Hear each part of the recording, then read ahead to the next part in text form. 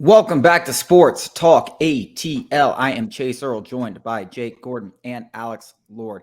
Pro Football Focus just released today their interior defensive line rankings, and ringing in at number 23 is Grady Jarrett. And I think the most interesting part, that's obviously way too low. I think anyone that watches the Falcons knows that. The most interesting part about this, he's the third ranked Falcons on this list behind Calais Campbell and David Onyemata.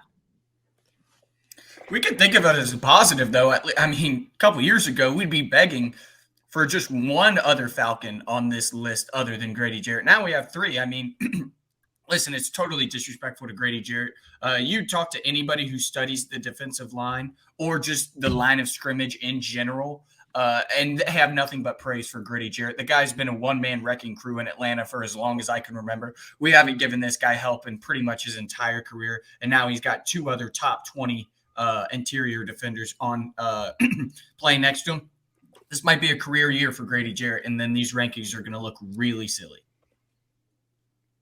I just to me, Grady Jarrett, I don't know where he was on this list, but I think he was probably around the top 10. So I don't know what he did last year to get this big of a knock. But in my opinion, he's still up there with the top 10, 15 defensive tackles in football. And like you said, I think we are looking. I mean, listen, this guy had 6.5 sacks of his 7 sacks when Taquan Cram was in there with him. You take him out, we had the worst defensive line in football, and his production clearly dipped. They're not going to have those opportunities to double, triple team him like they have in the past. So, yeah, we can look at it like a positive. There's 2 other Falcons on this list. It's still disrespectful to Grady Jarrett, who I think Falcons fans hold dear in their heart because he's the leader of this team. He's one of the most hardworking players, and he's willing to stick around during this entire rebuild. And he's going to be the guy that hopefully makes it out of this rebuild with us. Hopefully when we do make the playoffs, he's going to be a big part of that. And I think this could be a big year for him, especially with the help he has around him.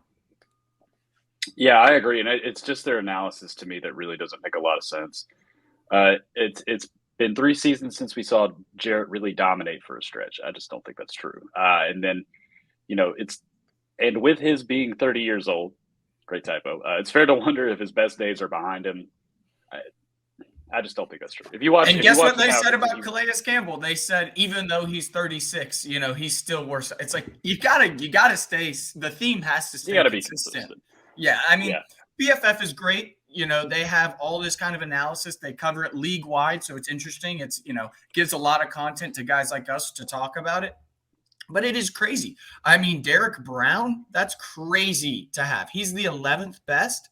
I mean, I love DJ Reader, but that's also crazy. Jeffrey Simmons, for as much hype as he gets in that big contract he signed, the guy has not, talk about a flash in the pan. The guy hasn't put it together over a full season. He's a beast, and I love him.